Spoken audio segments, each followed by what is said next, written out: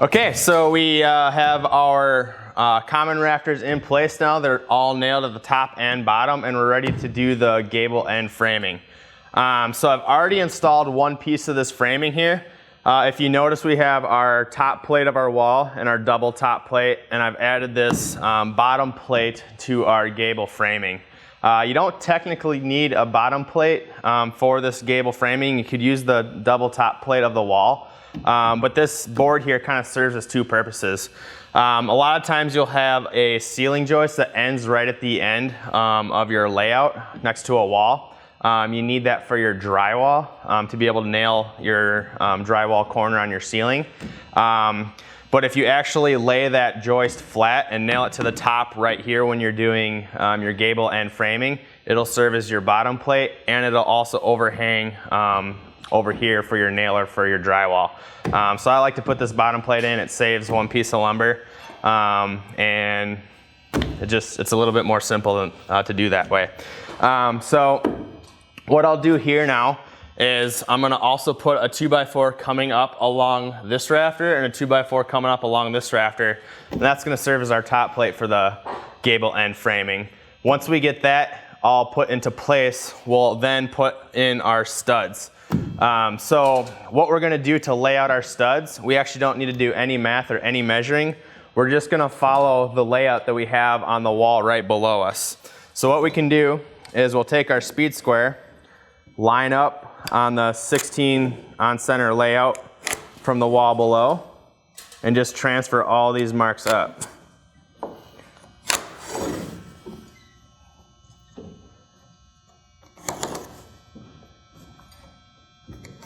All right, and get these guys over here. And the reason why you want to stay on the same layout here is, if you've noticed, I've left this top part of the wall without wall sheathing. We did the first two rows that came up to 8 feet. I purposely left off this top because we'll want to tie this all together.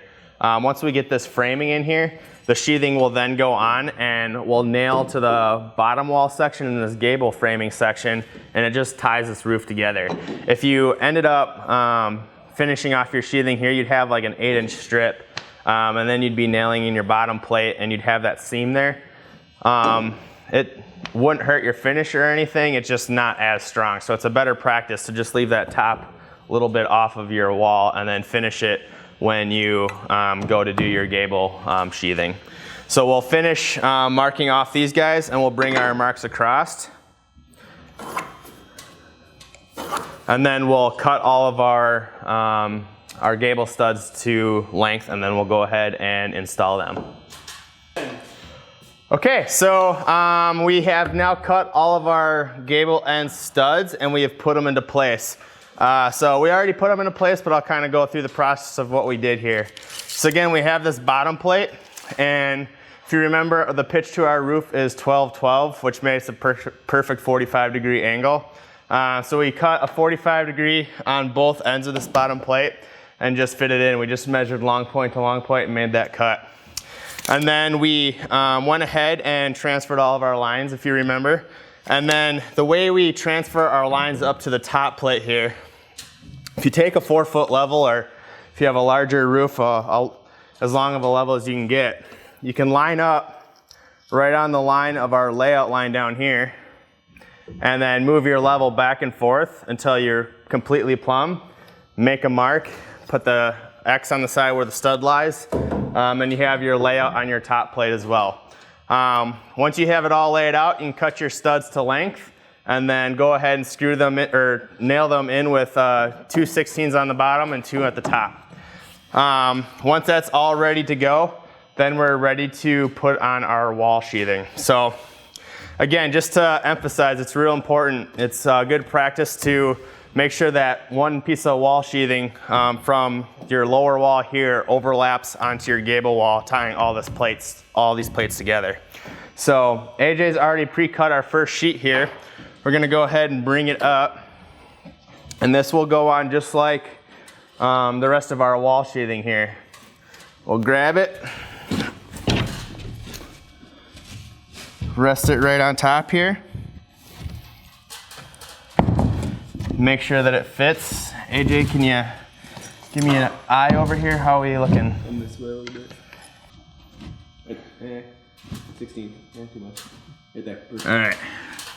Double check that we're looking good. And it doesn't have to be perfect up here. We're gonna be putting some fly rafters on here with some blocking. So we cut it just a little bit short of the top of the rafter here. So it's not interfering with our roof sheathing. So we'll go ahead, put a nail in the bottom here.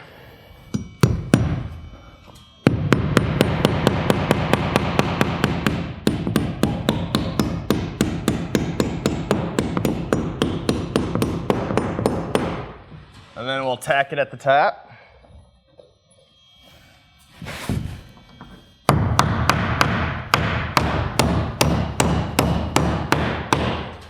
All right, we'll go ahead and nail this off just like we did with the rest of the wall sheathing. It's gonna be 8 inches for a nail. Every 8 inches, we'll do an 8 penny nail. And then we'll go ahead, take a measurement for this last little bit and fill in the rest of this with OSB. And then our one side of this wall will be completely done. We'll go ahead and do the same thing on the opposite side and our wall sheathing will be all in place. Okay, so before we nail this off, I just wanted to quickly go through how we took the measurements to cut this. So we have our whole width of our wall here being 8 foot.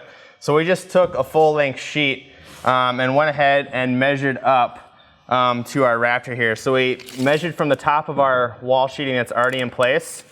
I got about 13 inches to the top of my rafter, and I'm gonna subtract just a little bit. Remember, we wanted that little bit hanging below here so it didn't interfere with our roof sheathing.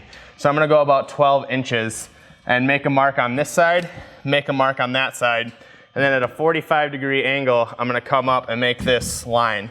If you have a different roof pitch, you can use your rafter square. Again, remember that hypotenuse of that rafter square has the degrees on it, and you can figure out what degree this angle is using that tool. I'll go ahead and make that line, make these cuts, and we can put it in place.